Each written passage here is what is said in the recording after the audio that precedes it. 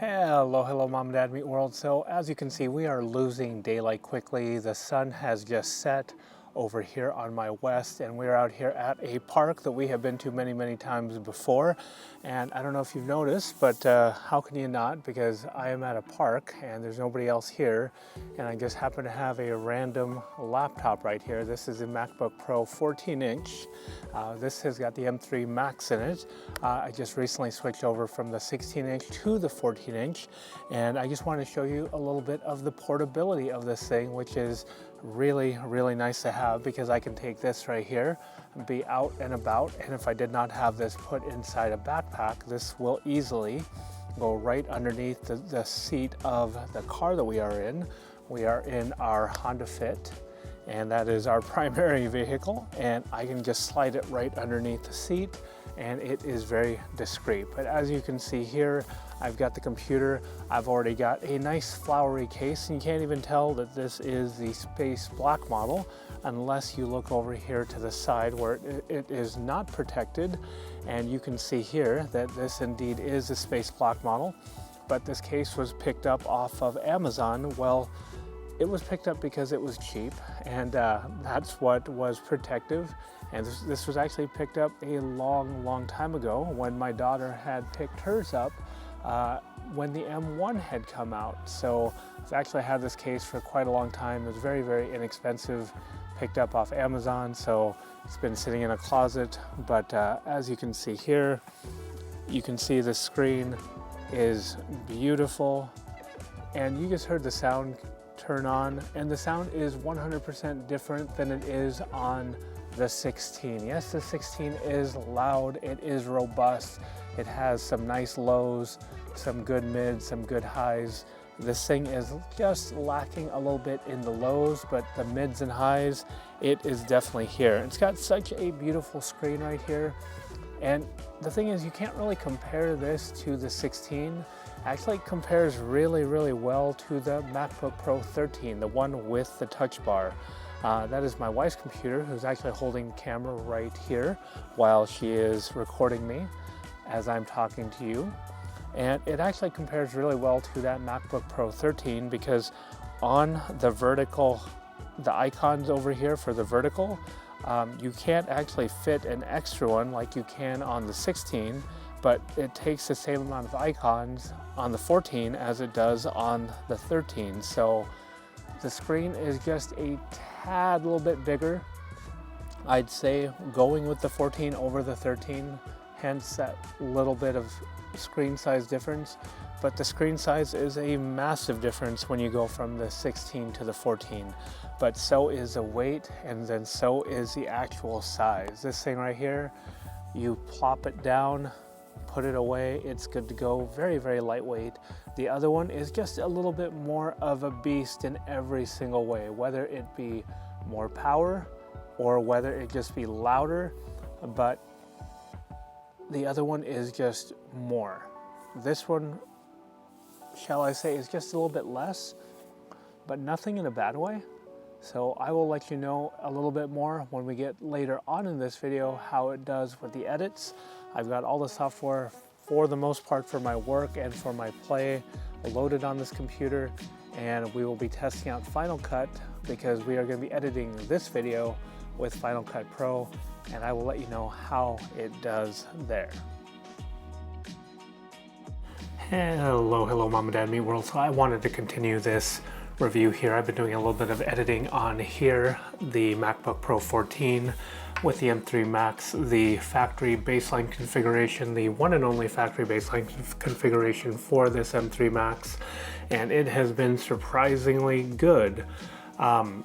So what I was saying previously with the first part of the video was I think it probably compares better to the 13-inch than it does to the 16-inch, even though this is that newer form factor where you've got the newer mini LED display compared to the older one with the 13-inch M1 and M2 with the touch bar, because they are very similar screen size wise as opposed to the 14 and the 16. The 16-inch is much bigger, much more immersive.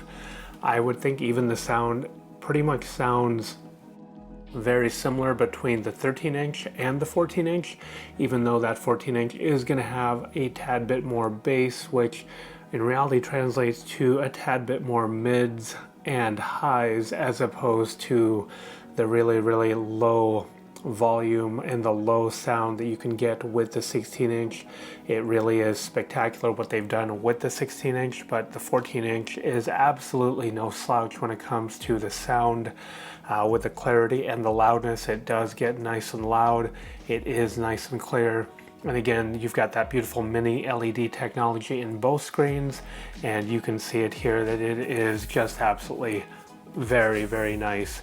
And even with this mini LED display, so I had about 59% on this computer when I first started it up, restoring all the email and all the other programs that I had on here, with the exception of Catalyst Browse, which I still have not put on here. But I know it will do just fine, and the fans will spin on just like they did on the 16-inch. But that is really probably the most taxing software that I run to really push the machine to truly make the fans go on. So as far as like speed goes, I don't notice any actual speed difference between the 14 and the 16-inch. Using it for web browsing, office work, Final Cut Pro, no issues whatsoever. No issues with Final Cut Pro. Haven't actually noticed a difference in the way it feels as far as usability, stability, or speed. There has been pretty much zero differences I've seen with speed. It handles Final Cut Pro just fine. As far as web browsing, anything else goes, as I said, with this computer, with any modern computer, you're not going to notice any difference with modern web browsing or even using your office task day to day. You just won't do it, because modern computers are just that. They're very modern and they're just very speedy for your everyday, very generic tasks. So haven't noticed that here. So getting back to 59% after putting all the software on here and using the computer. So I got about 7+ hours of use, almost 8 hours of use at 59%. Might have been actually more than that, because I forgot it was the day before where I had turned it on, and I flipped open the screen back the next morning. And so there has been at least 7 to 8 hours of actual productive time with the screen on before I charged it up at 4%. And that's where I charged it all the way back up to 100, and I've been using it for probably 5 hours, maybe a little bit less than that. And I've been doing a little bit of video editing on here and just getting a little bit of work stuff done on here. And so it's been fine in that aspect. So overall, just wanted to let you know that going from the 16 to 14, as far as power wise, not that big a difference. But as far as like size wise, I would probably compare this to this 13-inch as opposed to the 16-inch, where I think it's just a bit more of a proper comparison, comparing these two computers right here as opposed to the 16-inch, because the 16-inch is going to be have more size, more bulk, and just overall just that little bit more performance when it comes to that bigger heat sink and more cooling.